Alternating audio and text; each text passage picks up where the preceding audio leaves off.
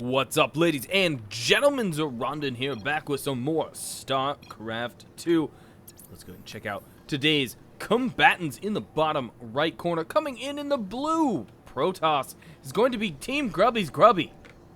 Not sure what's up with that. Apparently Grubby doesn't have a team right now, or that's maybe not Grubby. All the same, in the left side corner is going to be CM Storm Polt. CM Storm Polt? I think that's Polt and Grubby. So, assuming it's Polt and Grubby here, we should have a really good matchup between these two guys. And a nice TVP going on today.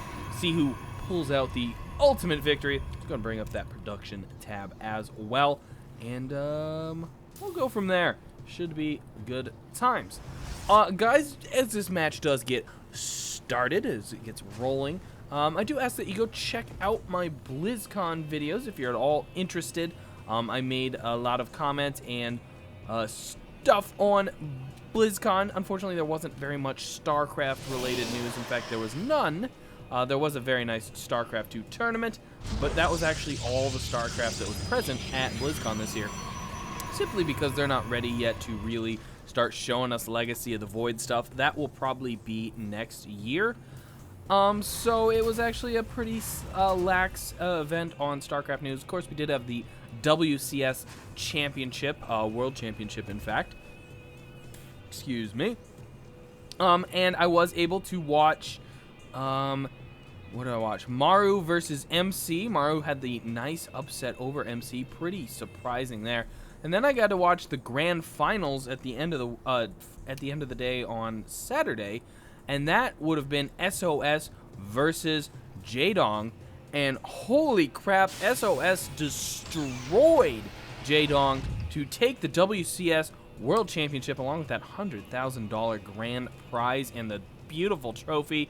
And what a surprising underdog story for SOS. A brilliant match series.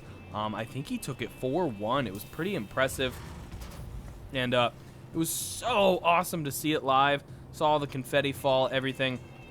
A great time had by everyone there. Practically everyone. Whoa, hey, we got some engineering bay blocking actually going down here. Not as dramatic as I thought.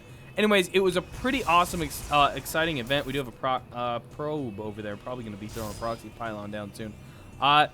The entire stage B, I want to say, is where StarCraft was taking place, was filled. Standing room only, and there were tons of people standing. Probably several hundred people were standing and about 1,000, maybe more, sitting.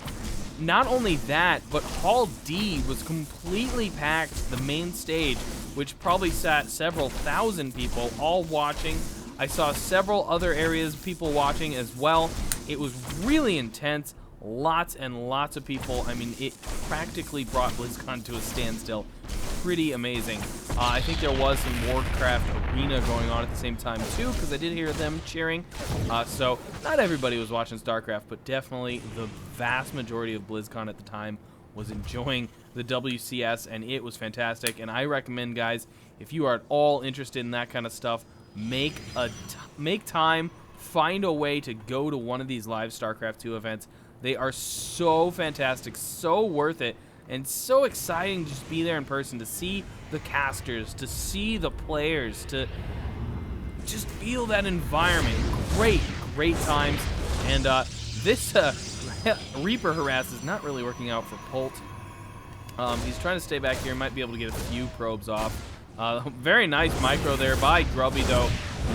Oh, almost saved that probe, not quite. And, ooh, Polt gonna get out with that one hit point Reaper. He's going to jump down here. Could have almost made that probe get him. That would have been hilarious if a probe killed a Reaper. But no, not going to happen today. That Reaper is, of course, going to use combat drugs, get healing up.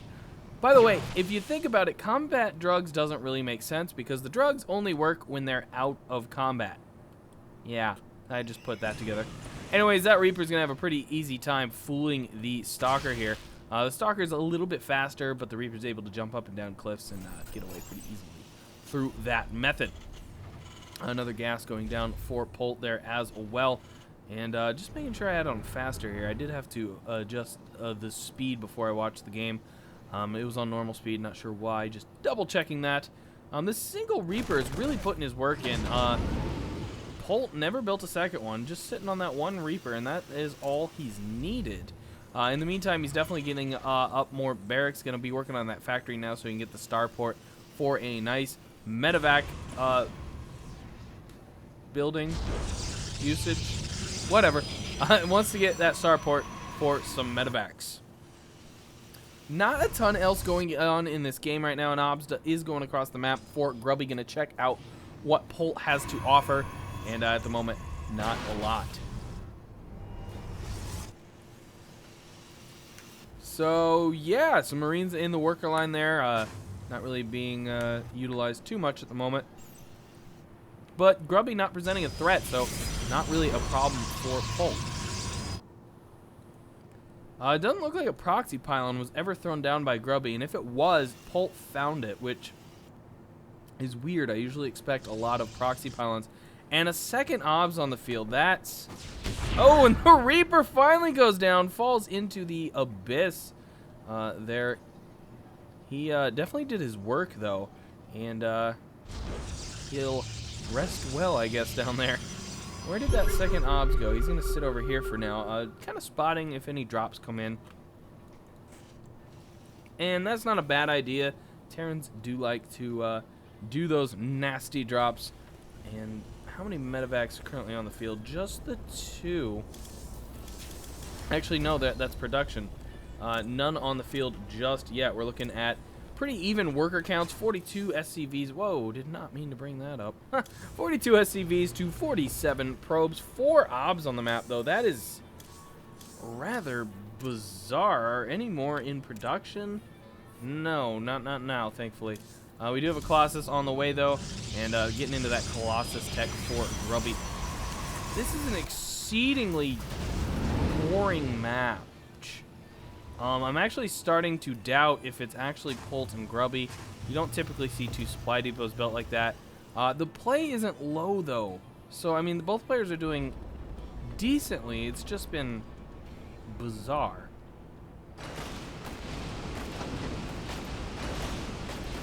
Like, honestly, why did he even load up and fly across the map like that? This is curious. Where did that scan even go at? I don't even know where that scan was placed down. Because single Zealot going to come down here, get easily sauced. The micro there going down on the Marine, keeping that Marine alive. Very nice play. The canceled Nexus 2 as well.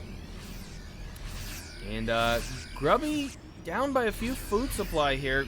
Polt looking like he's ready to knock on the door a bit. Grubby definitely wants to grab that third, but not going to be able to do it for a while, and Polt is expanding on the backside of this attack that is going on right now.